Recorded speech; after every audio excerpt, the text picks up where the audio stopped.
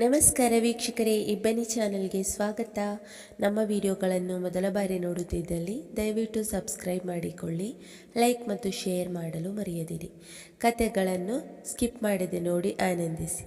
ಕತೆಯ ಹೆಸರು ಅವಮಾನ.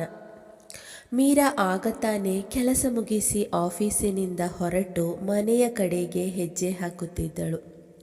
ಮೀರಾಳ ಮನೆ ಸಿಟಿ ಕಳೆದು ಸ್ವಲ್ಪ ದೂರದಲ್ಲಿತ್ತು. ಬಸ್ಸಿನಿಂದ ಇಳಿದು ಹೋಗುವ ದಾರಿಯಲ್ಲಿ ಜನಸಾಮಾನ್ಯರು ಓಡಾಡುವುದು ಅಪರೂಪವಾಗಿತ್ತು. ಆ ದಾರಿಯಲ್ಲಿ ಅಷ್ಟರಲ್ಲಿ ಹಿಂದಿನಿಂದ ಮೀರಾ ಮೇಡಮ್ ಎಂದು ಕರೆಯುವಾಗ ತಿರುಗಿ ನೋಡುವಳು ಮೀರಾ. ಅಲ್ಲಿ ವರುಣ್ ನಡೆದುಕೊಂಡು ಬರುತ್ತಿದ್ದ. ಅವನನ್ನು ನೋಡಿದ್ದೇ ಮೀರಾಳ ಮುಖ ಬಿಳಿಚಿಕೊಂಡಿತ್ತು. ಅವಳ ಹಿಂದಿನಿಂದಲೇ ಬಂದು, ಮೀರಾ ಮೇಡಮ್, ನಾನು ಕರೆಯುತ್ತಲೇ ಇದ್ದೀನಿ, ನೀವು ನೋಡಿಯೂ ನೋಡದವರಂತೆ ಹೋಗುತ್ತಿದ್ದೀರಲ್ಲ, ನನ್ನನ್ನು ನಿಮಗೆ ಪರಿಚಯವೇ ಇಲ್ಲದವರಂತೆ ಹೋಗುತ್ತಿದ್ದೀರಲ್ಲ ಎನ್ನುವಾಗ ವರುಣ್ ಏನು ವಿಷಯ ಎಂದು ಕೇಳುವಳು. ಇಷ್ಟಕ್ಕೆ ಯಾಕೆ ಮೇಡಮ್ ಕೋಪದಿಂದ ಮಾತನಾಡುತ್ತೀರಾ ಎಂದು ವರುಣ್ ಕೇಳುವಾಗ, ನೋಡು ವರುಣ್, ಈಗಾಗಲೇ ಸಿಕ್ಕಿದ್ದು ನಿನಗೆ ಸಾಲಲಿಲ್ಲವಾ? ನಾನು ನಿನ್ನೊಂದಿಗೆ ಹೇಳುತ್ತಾ ಬರುತ್ತಿದ್ದೇನೆ ನನ್ನ ಹಿಂದೆ ಬರಬೇಡ ಅಂತ, ಆದರೂ ನೀನು ಕೇಳೋದೇ ಇಲ್ಲ. ನೀನು ಒಬ್ಬ ಕಾಲೇಜು ಹುಡುಗ. ಹೀಗಿದ್ದಾಗ ನೀನು ನನ್ನೊಂದಿಗೆ ಈ ರೀತಿಯೆಲ್ಲ ವರ್ತಿಸಬಾರದು ವರುಣ್. ನಿನಗೆ ಮಾಡೋದಕ್ಕೆ ಬೇರೆ ಏನೂ ಕೆಲಸವಿಲ್ಲವೇ? ಸದಾ ನಾನು ಬರುವ ದಾರಿಯನ್ನೇ ಕಾಯುತ್ತಾ ನಿಂತಿರುತ್ತೀಯಲ್ಲ ಎಂದು ತುಸು ಕೋಪದಿಂದ ಮೀರಾ ಕೇಳುವಳು. ಅಯ್ಯೋ ಮೀರಾ, ಅದಕ್ಕೆ ಇಷ್ಟೆಲ್ಲ ಕೋಪ ಮಾಡುತ್ತೀಯಾ? ಏನೋ ದಾರಿಯಲ್ಲಿ ಒಬ್ಬಳೇ ಹೋಗುತ್ತಿರುತ್ತೀಯ, ಅದಕ್ಕೆ ಕಂಪನಿ ಕೊಡೋಣ ಅಂತ ಕರೆದೆ ಅಷ್ಟೆ. ಅಷ್ಟಕ್ಕೆ ಇಷ್ಟೆಲ್ಲ ಮಾತನಾಡಬೇಕಾ ಎನ್ನುವನು ವರುಣ್. ನೋಡು ವರುಣ್, ನಿನ್ನ ತಾಯಿ ಕಮಲಕ್ಕ ನಾನು ಮೊದಲಿನಿಂದಲೂ ಪರಿಚಯದವರು. ಅವರ ಮೇಲಿನ ಗೌರವದಿಂದ ನಿನ್ನ ಇಂತಹ ಹುಚ್ಚಾಟಗಳನ್ನು ನಾನು ಯಾರೊಂದಿಗೂ ತಿಳಿಸಿಲ್ಲ. ಆದರೆ ನೀನು ನನ್ನ ತಾಳ್ಮೆಯನ್ನು ಪರೀಕ್ಷೆ ಮಾಡಬಾರದು. ಹೀಗೆ ಮುಂದುವರೆದರೆ ಸರಿ ಬರೋದಿಲ್ಲ ವರುಣ್. ನನಗೆ ಈಗಾಗಲೇ ವಿವಾಹವಾಗಿದೆ ಮತ್ತು ಸಣ್ಣ ಮಗನಿದ್ದಾನೆ. ಹೀಗಿರುವಾಗ ನೀನು ನನ್ನ ಹಿಂದೆ ಬೀಳೋದು ಸರಿಯಲ್ಲ ಎಂದು ಒಳ್ಳೆಯ ಮಾತಿನಿಂದ ತಿಳಿಸುವಳು. ಅವಳ ಎಲ್ಲ ಕೋಪದ ಮಾತುಗಳನ್ನು ಕೇಳಿಯೂ ವರುಣ್ ನಗುವನು. ಮೀರಾ, ಎಷ್ಟು ದಿನ ಅಂತ ಹೀಗೆ ಒಬ್ಬಂಟಿಯಾಗಿ ಜೀವನ ಸಾಗಿಸುತ್ತೀಯ? ನಿನಗೂ ಬೋರ್ ಅನ್ನಿಸುವುದಿಲ್ಲವೇ? ನಿಮಗಿನ್ನೂ ಯೌವನ ತುಳುಕುತ್ತಿದೆ. ಹೀಗಿರುವಾಗ ದೇಹದಲ್ಲಿನ ಕಾಮವನ್ನು ಯಾಕೆ ಹತೋಟಿಗೆ ಇಟ್ಟುಕೊಂಡಿರುತ್ತೀರಾ? ನಾನು ನಿಮಗೆ ಸಹಾಯ ಮಾಡಬಲ್ಲೆ. ನಿಮ್ಮ ಎಲ್ಲ ಆಸೆಗಳನ್ನು ನಾನು ನೆರವೇರಿಸಿಕೊಡಬಲ್ಲೆ. ಯಾರಿಗೂ ತಿಳಿಯದಂತೆ ನಮ್ಮಿಬ್ಬರ ಸಂಬಂಧವನ್ನು ಮುಂದುವರೆಸುತ್ತಾ ಹೋಗಬಹುದು. ಮರುಭೂಮಿಯಲ್ಲಿ ಜೀವನ ಸಾಗಿಸುವಂತೆ ಯಾಕೆ ಈ ಬರಡಿನಲ್ಲಿ ನಿನ್ನ ಯೌವನವನ್ನು ಬಲಿ ಕೊಡುತ್ತೀರಾ? ನಾವು ಹೇಗೂ ಅಕ್ಕಪಕ್ಕದ ಮನೆಯಲ್ಲಿ ವಾಸಿಸುತ್ತಿದ್ದೇವೆ. ಅದು ಅಲ್ಲದೆ ನನ್ನ ಅಮ್ಮ ಮತ್ತು ನೀವು ಒಳ್ಳೆಯ ಪರಿಚಯಸ್ಥರು. ಹೀಗಿರುವಾಗ ಯಾರಿಗೂ ಸ್ವಲ್ಪವೂ ಸಂಶಯ ಬಾರದಂತೆ ನಾನು ಹ್ಯಾಂಡಲ್ ಮಾಡುತ್ತೇನೆ. ನೀವು ನನಗೆ ಸ್ವಲ್ಪ ಸಹಕರಿಸಿದರೆ ಸಾಕು. ಯಾರಿಗೂ ಏನು ವಿಷಯ ಗೊತ್ತಾಗೋಲ್ಲ. ಜೀವನ ಪೂರ್ತಿ ಈ ಲೋಕದಲ್ಲೇ ಇಲ್ಲದಂತಹ ನಿಮ್ಮ ಗಂಡನನ್ನು ಯೋಚಿಸಿಕೊಂಡು ದಿನದೂಡುವ ಬದಲು ನನ್ನೊಂದಿಗೆ ಸಹಕರಿಸಿ. ನಾನು ನಿಮಗೆ ಎಲ್ಲ ರೀತಿಯ ಸಂತೋಷ ನೀಡಬಲ್ಲೆ. ಅವನ ಮಾತುಗಳನ್ನು ಕೇಳುತ್ತಲೇ ಮೀರಾ ನಿಜಕ್ಕೂ ಕೋಪಗೊಳ್ಳುವಳು. ವರುಣ್, ನೀನು ಯಾರೊಂದಿಗೆ ಮಾತನಾಡುತ್ತಿರುವೆ ಅಂತ ತಿಳಿದಿದೆಯಾ? ನಾನೊಬ್ಬ ವಿಧವೆ ಆಗಿರಬಹುದು, ಆದರೆ ನನ್ನ ದೇಹ ಮಾರಾಟಕ್ಕಿಟ್ಟಿಲ್ಲ. ಇದಕ್ಕೂ ಮೊದಲು ನಾನು ನಿನ್ನೊಂದಿಗೆ ತಾಕೀತು ಮಾಡಿದ್ದೇನೆ. ಆದರೂ ನೀನು ಸ್ವಲ್ಪವೂ ಬುದ್ಧಿ ಇಲ್ಲದಂತೆ ವರ್ತಿಸುತ್ತೀಯಲ್ಲ. ಇದಕ್ಕೆಲ್ಲ ನಾನು ಯಾವಾಗಲೂ ಬುದ್ಧಿ ಕಲಿಸುತ್ತಿದ್ದೆ. ಆದರೆ ನಿನ್ನ ತಾಯಿ ಕಮಲಕ್ಕ ಅಂದರೆ ನನಗೆ ತುಂಬ ಗೌರವ ಇದೆ. ಆದ್ದರಿಂದ ನಿನಗೆ ಒಳ್ಳೆ ಮಾತಿನಿಂದ ತಿಳಿಸುತ್ತಿದ್ದೇನೆ, ನನ್ನ ದಾರಿಗೆ ಬರಬೇಡ ಎನ್ನುತ್ತಾ ಕೋಪದಿಂದ ಆ ಕಾಲುದಾರಿಯಲ್ಲಿ ಮುಂದಕ್ಕೆ ನಡೆಯುತ್ತಾ ಹೋಗುವಳು. ಆದರೂ ಅವನು ಅವಳನ್ನು ಕಿಚಾಯಿಸುವುದನ್ನು ಬಿಡುವುದಿಲ್ಲ. ವರುಣ್ಗೆ ಈಗ ಕೋಪ ನೆತ್ತಿಗೇರಿತ್ತು. ಮೀರಾ, ಸ್ವಲ್ಪ ಹೊತ್ತು ನನ್ನ ಮಾತು ಕೇಳು ಎನ್ನುವಾಗ ಮೀರಾ ಅವನ ಮಾತನ್ನು ಕೇಳದೆ ಸೀದಾ ನಡೆಯುವಳು. ಅಷ್ಟರಲ್ಲಿ ವರುಣ್ ಅವಳ ಮುಂದೆ ಬಂದು ನಿಂತು, ಹೀಗೆ ನೀನು ಹೊರಟು ಹೋದರೆ ಒಂದಿಷ್ಟು ಡೈಲಾಗ್ ಹೇಳುತ್ತಾ ನಾನು ನಿನ್ನ ದಾರಿಗೆ ಬರೋದಿಲ್ಲ ಅಂತ ಅಂದುಕೊಂಡಿದ್ದೀಯಾ? ನೆವರ್. ನಿನ್ನ ಮೊಬೈಲಿಗೆ ಒಂದು ನೋಟಿಫಿಕೇಶನ್ ಬಂದಿದೆ, ತೆರೆದು ನೋಡು ಏನು ಅಂತ ಎನ್ನುವಾಗ ಮೀರಾ ತನ್ನ ಬ್ಯಾಗಿನಲ್ಲಿದ್ದ ಮೊಬೈಲ್ ತೆಗೆದು ಏನು ಎಂದು ನೋಡುವಾಗ ವರುಣ್ನ ನಂಬರಿಂದ ಒಂದು ವಿಡಿಯೋ ಬಂದಿರುತ್ತು. ಆ ವಿಡಿಯೋವನ್ನು ನೋಡುತ್ತಲೇ ಮೀರಾ ನಿಜಕ್ಕೂ ಬೆವತು ಹೋಗುವಳು. ಗಾಬರಿಯಿಂದ ತಲೆ ತಿರುಗಿದಂತಾಗಿತ್ತು. ತಾನು ತನ್ನ ಮನೆಯಲ್ಲಿ ನಗ್ನವಾಗಿ ಸ್ನಾನ ಮಾಡಿಸುತ್ತಿರುವ ವಿಡಿಯೋ ಅದಾಗಿತ್ತು. ಅವಳ ಕಾಲುಗಳು ನಡುಗಲು ಶುರುವಾಗಿತ್ತು. ಹುಟ್ಟಿದ್ದ ಸೀರೆಯೆಲ್ಲ ಬೆವತು ಹೋಗಿತ್ತು.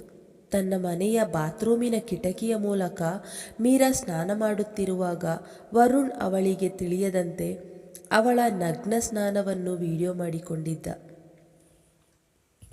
ಆ ವಿಡಿಯೋವನ್ನು ನೋಡುತ್ತಿದ್ದಂತೆ ಮೀರಾಳಿಗೆ ತಲೆ ತಿರುಗಿದಂತಾಗಿ ಅಲ್ಲಿಯೇ ಮುಗ್ಗರಿಸಲು ಹೋದಾಗ ವರುಣ್ ಓಡಿ ಬಂದು ಅವಳ ಸೊಂಟಕ್ಕೆ ಕೈ ಹಾಕಿ ಅವಳನ್ನು ನಿಲ್ಲಿಸಲು ಪ್ರಯತ್ನಿಸುವನು. ಅವಳ ಸೊಂಟವನ್ನು ಹಿಡಿದದ್ದೇ ವರುಣ್ ಅವಳ ಸೌಂದರ್ಯಕ್ಕೆ ಉನ್ಮಾದಗೊಳ್ಳುವನು. ಅಷ್ಟರಲ್ಲಿ ಗಾಬರಿಯಿಂದ ಮೀರಾ ಅವನ ಕೈಗಳನ್ನು ದೂಡಿ ನಿಲ್ಲುವಳು. ಮೀರಾ ನಿಜಕ್ಕೂ ಕೋಪದಿಂದ ಕುದಿಯುತ್ತಿದ್ದಳು. ವರುಣ್ನ ಕೆನ್ನೆಗೆ ಒಂದು ಬಾರಿಸುವಳು. ಹಠಾತ್ತಾಗಿ ನಡೆದ ಘಟನೆಯಿಂದ ವರುಣ್ ಇನ್ನೂ ಕೋಪಗೊಳ್ಳುವನು. ನೀನು ಇಷ್ಟೊಂದು ಚೀಪ್ ಅಂತ ನಾನು ಭಾವಿಸಿಯೇ ಇರಲಿಲ್ಲ ವರುಣ್. ನಿನಗೆ ಮನಸ್ಸಾದರೂ ಹೇಗೆ ಬಂತು? ನನ್ನ ಮನೆಯ ಬಾತ್ರೂಮಿನಲ್ಲಿ ವಿಡಿಯೋ ಮಾಡೋದಕ್ಕೆ ನಿನಗೆ ಮನಸ್ಸಾದರೂ ಹೇಗಾಯಿತು? ಥೂ, ನೀನು ಒಬ್ಬ ಮನುಷ್ಯನ? ನಿನ್ನ ಸುಮ್ಮನೆ ಬಿಡೋದಿಲ್ಲ ನೋಡು. ಇದಕ್ಕೆಲ್ಲ ನಿನಗೆ ಬುದ್ಧಿ ಕಲಿಸಿಯೇ ಕಲಿಸುತ್ತೇನೆ ಎಂದು ಕೋಪದಿಂದ ಕುಣಿಯುತ್ತಿದ್ದಳು ಮೀರಾ. ವರುಣ್ ಅವಳನ್ನು ನೋಡುತ್ತಾ ಜೋರಾಗಿ ನಗುವನು. ಅವನ ನಗುವನ್ನು ಅರ್ಥ ಮಾಡಿಕೊಳ್ಳಲು ಸಾಧ್ಯವಾಗದೆ ಮೀರಾ ಏನಾದರೂ ಮಾಡುವ ಮುನ್ನ ಯೋಚಿಸಿ ಮಾಡು. ಸುಮ್ಮನೆ ಈ ವಿಡಿಯೋವನ್ನು ಸೋಷಿಯಲ್ ಮೀಡಿಯಾದಲ್ಲಿ ಬರುವಂತೆ ಮಾಡಿಕೊಳ್ಳಬೇಡ. ಅಷ್ಟಕ್ಕೂ ನಾನು ನಿಮ್ಮೊಂದಿಗೆ ಏನು ಕೇಳುತ್ತಿದ್ದೇನೆ ಅಂತ ಹೀಗೆಲ್ಲ ಚೀರಾಡುತ್ತೀಯಾ? ಏನೋ ನನ್ನ ಜೊತೆ ಒಂದು ದಿನ ನನ್ನ ಆಸೆಗಳನ್ನು ಪೂರೈಸಲು ನಿಲ್ಲಬೇಕು ಅಷ್ಟೆ. ಆಮೇಲೆ ನಿನ್ನ ತಂಟೆಗೆ ನಾನು ಬರೋದೇ ಇಲ್ಲ. ಅವನ ಮಾತುಗಳನ್ನು ಕೇಳುತ್ತಲೇ ಮೀರಾ ಕಲ್ಲಿನಂತೆ ನಿಲ್ಲುವಳು. ಅವನ ಬ್ಲ್ಯಾಕ್ ಮೇಲ್ಗೆ ಮೀರಾ ನಿಜಕ್ಕೂ ಭಯಗೊಂಡಿದ್ದಳು. ಇದನ್ನು ಅರಿತುಕೊಂಡು ಅವನು ಮೆಲ್ಲನೆ ಅವಳ ಬಳಿ ಬರುವನು. ಎಲ್ಲ ಹೋಗಲಿ, ನಿಮ್ಮ ಕುಟುಂಬದವರು ಈ ವಿಡಿಯೋವನ್ನು ನೋಡಿದರೆ ಆಮೇಲೆ ಏನಾಗುತ್ತೆ ಅಂತ ಒಮ್ಮೆ ಯೋಚಿಸಿ ನೋಡು. ಅದು ನಿನ್ನ ಗಂಡನ ಮನೆಯವರು ನೋಡಿದರೆ ನಿನ್ನ ಅವಸ್ಥೆ ಏನು ಎನ್ನುತ್ತಾ ನಗುವನು. ಈಗ ಮೀರಾಳ ಶಬ್ದ ತಣ್ಣಗಾಗಿತ್ತು. ವರುಣ್, ನಿನ್ನ ಕಾಲಿಗೆ ಬಿದ್ದು ಕೇಳಿಕೊಳ್ಳುತ್ತೇನೆ, ಯಾವುದೇ ಕಾರಣಕ್ಕೂ ಈ ವಿಡಿಯೋವನ್ನು ವೈರಲ್ ಮಾಡಬೇಡ. ಇದನ್ನು ನೀನು ಡಿಲೀಟ್ ಮಾಡಬೇಕು ಎಂದು ಅಂಗಲಾಚುವಳು. ನನ್ನ ಗಂಡ ತೀರಿಕೊಂಡ ನಂತರ ಇಂದಿನವರೆಗೂ ನಾನು ಯಾರೊಂದಿಗೂ ಕೆಟ್ಟದಾಗಿ ನಡೆದುಕೊಂಡಿಲ್ಲ. ಕಷ್ಟಪಟ್ಟು ಹುಡುಕಿಕೊಂಡು ಮಾಡುತ್ತಿರುವ ಕೆಲಸದಿಂದ ಮಗುವನ್ನು ನೋಡಿಕೊಳ್ಳುತ್ತಾ ಹೇಗೋ ಜೀವನ ಸಾಗಿಸುತ್ತಾ ಬಂದಿದ್ದೇನೆ. ಅಂತಹ ನನ್ನನ್ನು ನೆಂಟರ ಮುಂದೆ, ಊರಿನವರ ಮುಂದೆ ತಲೆ ತಗ್ಗಿಸುವಂತೆ ಮಾಡಬೇಡ ವರುಣ್ ಎಂದು ಕಣ್ಣೀರು ಸುರಿಸುವಳು. ಅವನೊಂದಿಗೆ ಅಂಗಾಲಾಚಿ ಕೇಳಿಕೊಳ್ಳುವಳು. ಅಯ್ಯೋ ಮೀರಾ, ಈಗ ತಾನೇ ತುಂಬ ವೀರಾವೇಶದಿಂದ ಮಾತನಾಡುತ್ತಿದ್ದೆ, ಈಗ ನಿನಗೆ ಏನಾಯಿತು? ನೀನೇನು ಹೆದರಿಕೊಳ್ಳಬೇಡ. ಹಾಗಂತ ನಾನು ಇದನ್ನು ವೈರಲ್ ಮಾಡೋದಿಲ್ಲ. ಹಾಗೆ ವೈರಲ್ ಮಾಡದೇ ಇರೋದಕ್ಕೆ ನೀನು ನಾನು ಹೇಳಿದಂತೆ ಸಹಕರಿಸಲೇಬೇಕು. ಈ ವಿಷಯವನ್ನು ನಾನು ಯಾರೊಂದಿಗೂ ತಿಳಿಸುವುದೇ ಇಲ್ಲ. ಹೇಗಿದ್ದರೂ ನಾವಿಬ್ಬರು ಅಕ್ಕಪಕ್ಕದವರು, ಯಾರಿಗೂ ಸಂಶಯ ಬರಲ್ಲ. ಇಂದು ರಾತ್ರಿ 12 ಗಂಟೆಗೆ ಮನೆಗೆ ಬರುತ್ತೇನೆ. ಹಾಗೆ ನಿನ್ನ ಮನೆಯ ಮೇನ್ ಡೋರ್ ಚಿಲಕವನ್ನು ಹಾಕದೆ ಬಿಟ್ಟಿರು. ನಾನು ಬರುತ್ತೇನೆ ಅಷ್ಟೇ, ಬೇರೇನು ಚಿಂತೆ ಬೇಡ ನಿನಗೆ. ಎಲ್ಲ ನಾನು ನೋಡಿಕೊಳ್ಳುತ್ತೇನೆ ಎನ್ನುತ್ತಾ ನಗುವನು. ನೋಡು ವರುಣ್, ಇಂತಹ ವಿಷಯವನ್ನು ನನ್ನೊಂದಿಗೆ ಕೇಳಬೇಡ. ನಾನು ಪತಿ ಅಗಲಿದ ನಂತರವೂ ಮರ್ಯಾದೆಯಿಂದ ಜೀವಿಸುತ್ತಿದ್ದೇನೆ. ನಾನು ಅಂತಹ ಕೆಲಸಕ್ಕೆ ಇಳಿದವಳೇ ಅಲ್ಲ. ದಯವಿಟ್ಟು ನನ್ನ ದಾರಿಗೆ ಅಡ್ಡ ಬರದೆ ನನಗೆ ಜೀವಿಸಲು ಅನುವು ಮಾಡಿಕೊಡು ಎಂದು ಅಂಗಾಲಾಚುವಳು. ಅವಳ ಯಾವುದೇ ಕಣ್ಣೀರು ಅವನಿಗೆ ನಾಟುವುದೇ ಇಲ್ಲ. ಮೀರಾ, ನಿನಗೆ ನೆನಪಿದೆಯೋ ಇಲ್ಲವೋ ಅಂತ ನನಗಂತೂ ಗೊತ್ತಿಲ್ಲ. ಒಮ್ಮೆ ನಿನ್ನ ಪತಿ ದೂರದ ಊರಿಗೆ ಕೆಲಸಕ್ಕೆ ಅಂತ ಹೋದ ಸಮಯದಲ್ಲಿ ನೀನು ಮನೆಯಲ್ಲಿ ಒಬ್ಬಂಟಿಯಾಗಿದ್ದೆ. ಅದೊಂದು ದಿನ ನಾನು ಮನೆಯಲ್ಲಿ ಅಮ್ಮ ಎಲ್ಲಿಗೋ ಹೋಗಿದ್ದಾರೆ, ಸಾಂಬಾರು ಬೇಕಿತ್ತು ಅಂತ ಬಂದಿದ್ದೆ. ನೀನು ಆಗ ತಾನೇ ಸ್ನಾನ ಮುಗಿಸಿ ಟವೆಲಲ್ಲಿಯೇ ಇದ್ದೆ. ಅಬ್ಬಾ, ಎಂತಹ ಮೈಮಾಟ! ಆಗಲೇ ನಿನಗೆ ನಾನು ಸೋತು ಹೋಗಿದ್ದು. ನನ್ನನ್ನು ನೋಡಿ ಅವಸರದಿಂದ ರೂಮಿಗೆ ಹೋಗಿದ್ದೆ ನೀನು. ಅಂದು ನನಗೆ ಸರಿಯಾಗಿ ನಿದ್ದೆಯೇ ಬರಲಿಲ್ಲ. ಆಗಲೇ ತೀರ್ಮಾನಿಸಿಕೊಂಡಿದ್ದೆ ನಿನ್ನನ್ನು ಹೇಗಾದರೂ ಮಾಡಿ ನನ್ನವಳನ್ನಾಗಿ ಮಾಡಿಕೊಳ್ಳಬೇಕು ಅಂತ. ನಿನ್ನನ್ನು ಹೇಗಾದರೂ ಒಮ್ಮೆ ಉಪಯೋಗಿಸಲೇಬೇಕು. ಅದಕ್ಕೆ ತಕ್ಕ ಸಂದರ್ಭ ಸಿಕ್ಕಿರಲಿಲ್ಲ. ಆದರೆ ಈಗ ಅದಕ್ಕೆ ತಕ್ಕ ಸಂದರ್ಭ ಒದಗಿ ಬಂದಿದೆ. ಇದನ್ನು ನಾನು ಯಾವ ಕಾರಣಕ್ಕೂ ಬಿಟ್ಟುಕೊಡಲಾರೆ. ಸರಿ, ಈಗ ಅದಕ್ಕೋಸ್ಕರ ಕಣ್ಣೀರಿಡುತ್ತಾ ಇಲ್ಲಿ ನಿಂತರೆ ಯಾರಾದರೂ ನೋಡಿ ಏನಾದರೂ ಅಂದುಕೊಳ್ಳುತ್ತಾರೆ. ಆಮೇಲೆ ನಿನಗೇ ಅದರ ಕಷ್ಟ. ಅದಕ್ಕೆಲ್ಲ ಆಸ್ಪದೆ ಕೊಡುವುದಕ್ಕೆ ಮುಂಚೆ ನೀನು ಈಗ ಮನೆಗೆ ಹೋಗು. ನಾನು ಹೇಳಿದ್ದು ನೆನಪಿದೆ ತಾನೆ? ರಾತ್ರಿ ಮನೆಯ ಬಾಗಿಲು ತೆಗೆದು ಬಿಡು ಅಷ್ಟೇ ಎನ್ನುತ್ತಾ ನಗುತ್ತಾ ಅಲ್ಲಿಂದ ಹೊರಡುವನು. 2 ಹೆಜ್ಜೆ ಮುಂದೆ ಇಟ್ಟವನು ಪುನಃ ಹಿಂತಿರುಗಿ ಅವಳನ್ನು ನೋಡುತ್ತಾ, ಮೀರಾ, ಒಂದು ಸಣ್ಣ ರಿಕ್ವೆಸ್ಟ್. ಇಂದು ನಾನು ಬರುವಾಗ ನೀನು ನನ್ನ ಫೇವರಿಟ್ ಕಲರಾದ ಕೆಂಪು ಸೀರೆ ಧರಿಸಿರಬೇಕು. ನನ್ನ ಕನಸಿನಲ್ಲಿ ನೀನು ಯಾವಾಗ ಬರುವಾಗಲೂ ಅದೇ ಸೀರೆ ಧರಿಸುತ್ತಿರುತ್ತೀಯ. ಅದಕ್ಕಾಗಿ ಹೇಳಿದೆ ಎನ್ನುತ್ತಾ ಅಲ್ಲಿಂದ ಹೋಗುವನು. ಅವಳಿಗೆ ನಿಜಕ್ಕೂ ಇದೆಂತಹ ಪರೀಕ್ಷೆ ಎನ್ನಿಸಿತ್ತು. ಕಣ್ಣೀರಿಡುತ್ತಾ ದೇವರನ್ನು ಪ್ರಾರ್ಥಿಸಿಕೊಳ್ಳುವಳು. ಅಮ್ಮ ಚಾಮುಂಡೇಶ್ವರಿ, ನನ್ನನ್ನು ದಯವಿಟ್ಟು ಈ ಪರೀಕ್ಷೆಯಿಂದ ಪಾರು ಮಾಡು ಎನ್ನುತ್ತಾ ಕಣ್ಣೀರಿಡುವಳು. ಹಾಗೆಯೇ ಅಲ್ಲಿಂದ ಮೆಲ್ಲನೆ ನಡೆಯುತ್ತಾ ಮನೆ ಬಾಗಿಲಿಗೆ ತಲುಪಿದಾಗ ಪಕ್ಕದ ಮನೆಯಲ್ಲಿ ವರುಣ್ನ ತಾಯಿ ಕಮಲಕ್ಕ ಹೂ ಕಟ್ಟುತ್ತಾ ಕುಳಿತಿದ್ದರು. ಮೀರಾ, ಈಗ ಬಂದೆಯಮ್ಮ. ಇಂದು ಯಾಕೆ ಸ್ವಲ್ಪ ಲೇಟ್ ಆಯ್ತಾ? ಮಗ ಶಾಲೆಯಿಂದ ಬಂದು ಅರ್ಧ ಗಂಟೆ ಆಯಿತು. ಒಬ್ಬನೇ ಕುಳಿತು ಕಾಯುತ್ತಿದ್ದಾಗ ನನಗೂ ಅವನನ್ನು ನೋಡಿ ಬೇಸರ ಎನ್ನಿಸಿ ಅವನನ್ನು ಕರೆದು ಊಟ ಮಾಡಿಸಿ ಆಟವಾಡಲು ಬಿಟ್ಟಿದ್ದೇನೆ ಎನ್ನುತ್ತಾ ಅವಳ ಮಗನನ್ನು ಕರೆದು ಕಳುಹಿಸಿಕೊಡುವರು. ಇಷ್ಟೊಂದು ಒಳ್ಳೆಯ ತಾಯಿಗೆ ಇಂತಹ ಮಗ, ಎಂತಹ ಕ್ರೂರಿ ಮಗ ಇವನು! ನಿಜಕ್ಕೂ ನಾಚಿಕೆಯಾಗಬೇಕು ಅವನ ಜನ್ಮಕ್ಕೆ. ಸರಿ ಕಮಲಕ್ಕ, ನನಗೆ ಸ್ವಲ್ಪ ತಲೆನೋವು, ಹೋಗಿ ಮಲಗುತ್ತೇನೆ ಎನ್ನುತ್ತಾ ಒಳಗೆ ನಡೆಯುವಳು.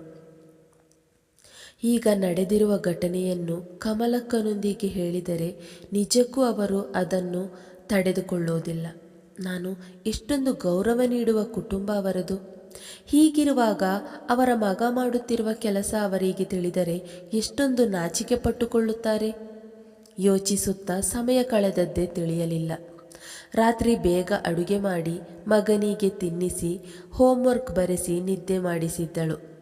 ಆದರೂ ಮೀರಾಳ ಚಿಂತೆ ಕಡಿಮೆಯಾಗಿರಲಿಲ್ಲ. ರಾತ್ರಿ 11 ಗಂಟೆ ಆಗುತ್ತಾ ಬಂದಿತ್ತು. ಮೀರಾ ನಿಜಕ್ಕೂ ಹೆದರಿ ಬೆವರುತ್ತಿದ್ದಳು. ತುಂಬ ಗಾಬರಿಯಾಗಿದ್ದಳು. ಇಂದು ರಾತ್ರಿ 12 ಗಂಟೆಗೆ ಅವನನ್ನು ಕರೆದಿಲ್ಲ ಎಂದರೆ ನಾಳೆ ಆ ವಿಡಿಯೋವನ್ನು ವೈರಲ್ ಮಾಡುತ್ತೇನೆ ಎಂದಿದ್ದ. ನಾನೇನು ಮಾಡಲಿ ಎಂದು ಕಣ್ಣೀರಿಡುತ್ತಾ ಕುಳಿತುಕೊಳ್ಳುವಳು. ಅಷ್ಟರಲ್ಲಿ ವರುಣ್ನ ಕರೆ ಮಾಡುವನು. ಅವನ ನಂಬರ್ ಕಾಣಿಸಿದ ತಕ್ಷಣ ಮೀರಾಳಿಗೆ ಕೋಪ ನೆತ್ತಿಗೇರಿತ್ತು. ಆದರೂ ಕೂಡ ಮಾತನಾಡದೆ ವಿಧಿ ಇರಲಿಲ್ಲ. ನಾಳಿನ ಎಲ್ಲ ಸಾಮಾಜಿಕ ಜಾಲತಾಣದಲ್ಲಿ ಅವಳ ವಿಡಿಯೋ ಬಹಿರಂಗವಾಗುವುದರಲ್ಲಿತ್ತು. ಇಷ್ಟವಿಲ್ಲದ ಮನಸ್ಸಿನಲ್ಲಿಯೇ ಫೋನ್ ಎತ್ತಿಕೊಂಡು, ಮೀರಾ, ಏನಾಯಿತು? ವಿಷಯ ಎಲ್ಲ? ಇನ್ನೇನು ಅರ್ಧ ಗಂಟೆ ಇದೆ, ಬರೋದಕ್ಕೆ ತಯಾರಿ ನಡೆಸುತ್ತಿದ್ದೇನೆ. ನಿನಗೂ ಇದಕ್ಕೆ ಒಪ್ಪಿಗೆ ಇದೆ ತಾನೇ ಎನ್ನುವಾಗ, ವರುಣ್, ಆ ವಿಡಿಯೋವನ್ನು ದಯವಿಟ್ಟು ಡಿಲೀಟ್ ಮಾಡು.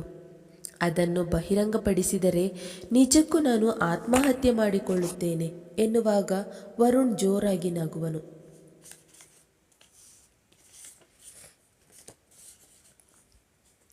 ಇದೇನಿದು, ಆತ್ಮಹತ್ಯೆ ನಾಟಕ ಆಡುತ್ತಿದ್ದೀಯಾ? ಸಾಕು ಮಾಡು. ಇದನ್ನೆಲ್ಲ ಕೇಳೋಕೆ ನನಗೆ ಈಗಂತೂ ಸಮಯವಿಲ್ಲ. ನಾನು ಯಾವುದಕ್ಕೂ ಭಯಪಡೋದೇ ಇಲ್ಲ. ಮೊದಲು ನಾನು ಹೇಳೋದಂತೆ ಮಾಡೋದಕ್ಕೆ ಸಿದ್ಧತೆ ನಡೆಸು. ನೆನಪಿದೆಯಲ್ಲ ಕೆಂಪು ಸೀರೆ? ಏಕಾಂತದಲ್ಲಿ ನೀನು ಸಿಕ್ಕರೆ ಆಹಾ, ಹಾಗೆಯೇ ನೀನು ಭಯಪಡಬೇಡ. ಅದಕ್ಕೆ ಬೇಕಾಗಿರುವ ಪ್ರೊಟೆಕ್ಷನ್ ನಾನು ತರುತ್ತೇನೆ. ಇದು ಯಾವುದಕ್ಕೂ ತಯಾರಿಲ್ಲ ಎಂದರೆ ನಾಳೆ ಬೆಳಗ್ಗೆಯೇ ಒಂದು ಹಾಟ್ ವಿಡಿಯೋಗಾಗಿ ಕಾಯುತ್ತಿರು ಎನ್ನುತ್ತಾ ಫೋನ್ ಇಡುವನು. ಅವನ ಮಾತುಗಳನ್ನು ಕೇಳಿ ಅತ್ತು ಮೀರಾಳ ಕಣ್ಣೀರು ಬತ್ತಿ ಹೋಗಿತ್ತು. ಅದರ ನಂತರ ವರುಣ್ಗೆ ಎಷ್ಟೇ ಕರೆ ಮಾಡಿದರೂ ಅವನು ಕರೆ ಸ್ವೀಕರಿಸುವುದಿಲ್ಲ. ಸಮಯ ಆಗುತ್ತಿರುವುದನ್ನು ಮೀರಾ ಆಗಾಗ ನೋಡಿ ಗಾಬರಿಗೊಳ್ಳುತ್ತಿದ್ದಳು. ನಂತರ ಸ್ನಾನಕ್ಕೆ ಹೋಗುವಳು. ವರುಣ್ಗೆ ಸಮಯವೇ ಹೋಗುತ್ತಿರಲಿಲ್ಲ. ಇಂದು ರಾತ್ರಿ ನಡೆಯುವ ಘಟನೆಯನ್ನು ಯೋಚಿಸಿ ಪುಳಕಿತನಾಗುವನು. ಮತ್ತೊಮ್ಮೆ ಆ ವಿಡಿಯೋಗಳನ್ನು ನೋಡಿ ಕಣ್ಣು ತುಂಬಿಕೊಳ್ಳುವನು. ಅಬ್ಬ, ಎಂತಹ ಮೈಮಾಟ ಇವಳದು ಎಂದುಕೊಳ್ಳುವನು. ಅಷ್ಟರಲ್ಲಿ ಗಂಟೆ 12 ಆಗಿತ್ತು. ವರುಣ್ಗೆ ಈಗ ತುಂಬ ಚಡಪಡಿಕೆ ಶುರುವಾಗಿತ್ತು. ಕೂಡಲೇ ರೆಡಿಯಾಗಿ ಮನೆಯ ಹಿಂಭಾಗದಿಂದ ಯಾರಿಗೂ ಕೇಳದಂತೆ ಬಾಗಿಲು ತೆಗೆದು ಮೀರಾಳ ಮನೆ ಕಡೆ ಹೆಜ್ಜೆ ಇಡುವನು. ಅವಳ ಮನೆ ಮುಂದೆ ನಿಲ್ಲುತ್ತಲೇ ಬಾಗಿಲು ತೆಗೆಯುವಳು ಮೀರಾ. ವರುಣ್ಗೆ ನಿಜಕ್ಕೂ ಆಶ್ಚರ್ಯವೆನ್ನಿಸೋದು. ಮೀರಾ ನಾನು ಹೇಳಿದಂತೆ ಕೆಂಪು ಸೀರೆಯಲ್ಲಿ ಇರುವಳು. ಅವಳನ್ನು ನೋಡಲು ನಿಜಕ್ಕೂ 2 ಕಣ್ಣು ಸಾಲದು. ಸೌಂದರ್ಯದ ರಾಶಿಯೇ ಅವಳಾಗಿದ್ದಳು. ಶಾಲೆಗೆ ಹೋಗುವ ಮಗನಿದ್ದಾನೆ ಎಂದರೆ ಯಾರೂ ನಂಬಲಾರದು. ಇಷ್ಟು ಸಣ್ಣ ವಯಸ್ಸಿನಲ್ಲಿ ಅವಳನ್ನು ವಿಧವೆ ಆದರೂ ಅಷ್ಟೊಂದು ಸೌಂದರ್ಯ ಅವಳಲ್ಲಿತ್ತು. ಮೀರಾ, ನೀನು ಹೇಗೆ ಕಾಣಿಸುತ್ತಿದ್ದೀಯ ಅಂದರೆ ನನಗೆ ಇಲ್ಲಿ ನಿಲ್ಲೋದಕ್ಕೆ ಸಾಧ್ಯವಾಗುತ್ತಿಲ್ಲ. ನನ್ನ ಕಂಟ್ರೋಲ್ ತಪ್ಪಿ ಹೋದಂತೆ ಅನ್ನಿಸುತ್ತಿದೆ ಎನ್ನುವಾಗ ಮೀರಾ ಏನೊಂದು ಮಾತನಾಡೋದಿಲ್ಲ. ನಾನು ಇಷ್ಟೆಲ್ಲ ಗೋಗರೆದ ನಂತರ ನೀನು ದಾರಿಗೆ ಬಂದಿದ್ದು. ಆದರೂ ಮನಸ್ಸು ಮಾಡಿದೆಯಲ್ಲ ಸಾಕು ಎನ್ನುತ್ತಾ ಒಳನಡೆಯುವನು. ಬೆಡ್ರೂಮಿಗೆ ಕಾಲಿಡುತ್ತದ್ದಂತೆ ಕರೆಂಟ್ ಹೋಗಿ ಇಡೀ ಕತ್ತಲಾವರಿಸಿತ್ತು. ವರುಣ್ಗೆ ಅದು ಯಾವುದೂ ನಾಟುತ್ತಿರಲಿಲ್ಲ. ತಕ್ಷಣವೇ ಅವನ ಕೈಗೆ ಮೀರಾಳ ಕೈ ಸ್ಪರ್ಶಿಸಿದಾಗ ಅವಳನ್ನು ತನ್ನ ಎದೆಗೆ ಬರಸೆಳೆಯುವನು. ಹೀಗೆ ಕತ್ತಲಲ್ಲಿ ನಿಂತರೆ ನನಗೆ ಹೇಗೆ ಮುಂದುವರಿಯೋದಕ್ಕೆ ಸಾಧ್ಯವಾಗುತ್ತೆ ಮೀರಾ? ಸ್ವಲ್ಪ ಬೆಳಕಾದರೂ ಬೇಕಲ್ಲವಾ ನಿನ್ನ ಈ ಸೌಂದರ್ಯವನ್ನು ಸವಿಯೋದಕ್ಕೆ? ಆ ಸೌಂದರ್ಯವನ್ನು ನೋಡಿ ತಾನೇ ನಾನು ನಿನ್ನ ಹಿಂದೆ ಬಿದ್ದಿದ್ದು. ಹೋಗು, ಒಂದು ಕ್ಯಾಂಡಲ್ ತಂದು ಇಡು ಎನ್ನುವನು. ಅಷ್ಟರಲ್ಲಿ ಅವನ ಪಕ್ಕದಲ್ಲಿಯೇ ಟಾರ್ಚ್ ಬೆಳಕು ಕಾಣಿಸುವುದು. ಆ ಬೆಳಕಿನಲ್ಲಿ ನಿಂತಿರುವ ಆಕೃತಿಯನ್ನು ನೋಡಿ ವರುಣ್ ಗಾಬರಿಗೊಳ್ಳುವನು. ಯಾರು ನೀವು ಎನ್ನುತ್ತಾ ಹಿಂದಕ್ಕೆ ಸರಿಯುವಾಗ ಕರೆಂಟ್ ಬಂದಿತ್ತು. ಅಲ್ಲಿರುವ ವ್ಯಕ್ತಿಯನ್ನು ನೋಡಿ ಅವನು ದಂಗಾಗಿದ್ದ. ಮೀರಾಳ ಬೆಡ್ರೂಮಿನಲ್ಲಿ ಪೊಲೀಸ್ ಮತ್ತು ಮಹಿಳಾ ಕಾನ್ಸ್ಟೇಬಲ್ ನಿಂತಿದ್ದರು. ಅವರನ್ನು ಕಂಡು ವರುಣ್ ಓಡಲು ಮುಂದಾಗುವಾಗ ಅವನ ಶರ್ಟಿನ ಕಾಲರನ್ನು ಹಿಡಿದು ನಿಲ್ಲಿಸುವರು. ನಿನಗೆ ಇಂತಹ ಒಂಟಿ ಮಹಿಳೆಯೇ ಬೇಕು ಅಲ್ಲವಾ? ಸರಿ, ನಾವೆಲ್ಲ ಇಲ್ಲಿ ನಿನಗೆ ಕಾವಲು ನಿಲ್ಲುತ್ತೇವೆ. ಅದೇನು ನಿನಗೆ ಮಾಡಬೇಕೋ ಮಾಡಿ ಮುಗಿಸಪ್ಪ ಎನ್ನುತ್ತಾ ಅವನ ಕಪಾಳಕ್ಕೆ ಏಟು ಕೊಡುವರು. ಏಟು ಬೀಳುತ್ತಿದ್ದಂತೆ ಅವನು ಮೀರಾಳ ಕಡೆಗೆ ನೋಡಿದಾಗ ಮೀರಾ ಅವನ ಕಡೆ ನೋಡಿ, ನನ್ನನ್ನು ಪ್ರೀತಿಸುವ ಸ್ವಂತ ತಾಯಿಯಂತೆ ಪ್ರೀತಿಸುವ ಕಮಲಕ್ಕ, ಅಂತಹ ತಾಯಿಯ ಮಗನಾಗಿ ನೀನು ಇಷ್ಟು ಕೀಳುಮಟ್ಟಕ್ಕೆ ಇಳಿಯುತ್ತೀಯ ಅಂತ ನಾನು ಒಮ್ಮೆಯೂ ಕನಸಿನಲ್ಲಿಯೂ ಭಾವಿಸಿರಲಿಲ್ಲ ವರುಣ್. ನಿನ್ನ ಎಲ್ಲ ಆಟ ಇಂದಿಗೆ ಮುಗಿಯಿತು. ಆ ವಿಡಿಯೋವನ್ನು ಎಲ್ಲಿ ಬೇಕಾದರೂ ವೈರಲ್ ಮಾಡು, ನಾನು ಹೆದರೋದೇ ಇಲ್ಲ ಎನ್ನುತ್ತಾ ಪೊಲೀಸಿನ ಕಡೆ ನೋಡುವಾಗ ವರುಣ್ಣನ್ನು ಸರಿಯಾಗಿ ಹೊಡೆದು ಬೆಂಡೆತ್ತುವರು. ಈಗ ನಿನ್ನ ಪೊಲೀಸ್ ಅರೆಸ್ಟ್ ಮಾಡಿ ಕರೆದುಕೊಂಡು ಹೋಗುವಾಗ ನನ್ನ ನಿರಪರಾಧಿತ್ವ ಎಲ್ಲರಿಗೂ ಕಾಣಿಸೋದು. ಹಾಗೆಯೇ ನೀನು ಎಷ್ಟು ಕ್ರೂರಿ, ಎಂತಹ ಕಾಮುಕ, ಎಂತಹ ನಾಚಿಕೆಗೆಟ್ಟ ಕಾಮುಕ ಅಂತ ಎಲ್ಲರಿಗೂ ತಿಳಿಯುತ್ತೆ ಎನ್ನುವಳು. ಈಗ ನಾನು ಮೊದಲಿನ ಮೀರಾ ಅಲ್ಲ. ನನಗೆ ಬೇಕಾದ ಎಲ್ಲ ಧೈರ್ಯವನ್ನು ಇವರು ಹೇಳಿಕೊಟ್ಟಿದ್ದಾರೆ. ಆದ್ದರಿಂದಲೇ ತುಂಬ ಯೋಚಿಸಿ ಈ ನಿರ್ಧಾರಕ್ಕೆ ಬಂದಿದ್ದೆ. ಮರ್ಯಾದೆಗೆ ಅಂಜಿ ನನ್ನನ್ನು ನಾನು ನಿನಗೆ ಅರ್ಪಿಸಿಕೊಳ್ಳಲಾರೆ ವರುಣ್. ಅಷ್ಟರಲ್ಲಿ ವರುಣ್ ಕಣ್ಣೀರಿಡುತ್ತಾ, ಮೀರಾ, ನನ್ನನ್ನು ಕ್ಷಮಿಸು, ಊರಿನವರ ಮುಂದೆ ನನ್ನ ಮಾನ ಕಳೆಯಬೇಡ. ಈ ವಿಡಿಯೋವನ್ನು ನಾನು ಈಗಲೇ ಡಿಲೀಟ್ ಮಾಡಿಬಿಡುತ್ತೇನೆ ಎನ್ನುತ್ತಾ ಅವಳ ಕಣ್ಣೆದುರಲ್ಲಿಯೇ ವಿಡಿಯೋವನ್ನು ಡಿಲೀಟ್ ಮಾಡುವನು. ಅಷ್ಟರಲ್ಲಿ ಮೀರಾ ಅವನ ಮತ್ತೊಂದು ಕೆನ್ನೆಗೆ ಹೊಡೆಯುತ್ತಾ, ಇದೇ ರೀತಿ ನಾನು ನಿನ್ನೊಂದಿಗೆ ಕಾಲಿಗೆ ಬಿದ್ದು ಕೇಳಿಕೊಂಡಿದ್ದೆ. ಆಗ ನಿನಗೆ ನನ್ನ ಮೇಲೆ ಸ್ವಲ್ಪವೂ ಕನಿಕರ ಬರಲಿಲ್ಲ. ಹಾಗಿದ್ದ ಮೇಲೆ ನನಗೂ ನಿನ್ನ ಮೇಲೆ ಕನಿಕರವಿಲ್ಲ. SI ಸರ್, ಇವನನ್ನು ಲಾಕಪ್ಗೆ ಹಾಕಿ ಎನ್ನುತ್ತಾ ಮೀರಾ ಬಾಗಿಲ ಬಳಿ ಬರುವಳು. ಅಷ್ಟರಲ್ಲಿ ಅಲ್ಲಿ ನಡೆಯುತ್ತಿರುವ ಗದ್ದಲದಿಂದ ಊರಿನವರೆಲ್ಲ ಅಲ್ಲಿ ಬಂದು ಜಮಾಯಿಸಿದ್ದರು. ವರುಣ್ ಮಾಡಿದ ಕೆಲಸಕ್ಕೆ ಎಲ್ಲರೂ ಅವನನ್ನು ಹೀಯಾಳಿಸುವರು. ಕಮಲಕ್ಕನಿಗೆ ಈ ವಿಷಯ ತಿಳಿದಾಗ ಕಣ್ಣೀರು ಸುರಿಸಿದರು. ಇಂತಹ ಮಗ ತನಗೆ ಹುಟ್ಟಲಿಲ್ಲ ಎಂದುಕೊಳ್ಳುತ್ತೇನೆ. ಮೀರಾ, ನನ್ನ ಮೇಲಿನ ಗೌರವದಿಂದ ನೀನು ಎಲ್ಲವನ್ನೂ ಮನಸ್ಸಿನಲ್ಲಿಯೇ ನುಂಗಿದ್ದೆ. ಆದರೂ ಈ ಕಟುಕನಿಗೆ ನಿನ್ನ ಮೇಲೆ ಕನಿಕರ ಬರಲಿಲ್ಲ. ಆದ್ದರಿಂದ ದೇವರೇ ಇವನಿಗೆ ಶಿಕ್ಷೆ ನೀಡಲಿ ಎನ್ನುತ್ತಾ ಒಳನಡೆಯುವರು. ವರುಣ್ ಎಲ್ಲರ ಎದುರಲ್ಲಿ ನಾಚಿಕೆಯ ಅವಮಾನದಿಂದ ತಲೆ ತಗ್ಗಿಸಿ ಪಾತಾಳಕ್ಕೆ ಇಳಿದು ಹೋಗಿದ್ದ. ಮೀರಾ ಪೊಲೀಸರಿಗೆ ಧನ್ಯವಾದಗಳು ತಿಳಿಸುತ್ತಾ ಮನೆಯ ಒಳಗೆ ಸಮಾಧಾನದಿಂದ ಹೋಗುವಳು. ಅಲ್ಲಿ ನಡೆಯುತ್ತಿದ್ದ ಘಟನೆಯಿಂದ ಮೀರಾಳ ಮಗ ಎದ್ದು ಬಂದು, ಅಮ್ಮ ಏನಾಯಿತು ಎಂದು ಕೇಳುವನು. ಏನಿಲ್ಲ ಕಂದ, ಮನೆಗೆ ಒಬ್ಬ ಕಳ್ಳ ಬಂದಿದ್ದ, ಅವನನ್ನು ಪೊಲೀಸರಿಗೆ ಹಿಡಿದುಕೊಟ್ಟೆ ಅಷ್ಟೆ ಎನ್ನುತ್ತಾ ಮಗನನ್ನು ಕರೆದುಕೊಂಡು ನಿಟ್ಟುಸಿರು ಬಿಡುತ್ತಾ ಬಾಗಿಲು ಚಿಲಕವನ್ನು ಹಾಕುವಳು. ಮುಗಿಯಿತು. ಪ್ರಿಯ ವೀಕ್ಷಕರೇ, ನಮ್ಮ ಈ ಕತೆ ಇಷ್ಟವಾಗಿದೆ ಎಂದು ಭಾವಿಸುತ್ತೇವೆ. ನಮ್ಮ ಚಾನಲ್ಗೆ ತಪ್ಪದೇ ಸಬ್ಸ್ಕ್ರೈಬ್ ಆಗಿ, ಪಕ್ಕದಲ್ಲಿರುವ ಬೆಲ್ ಐಕನನ್ನು ಪ್ರೆಸ್ ಮಾಡಿ. ಧನ್ಯವಾದಗಳು.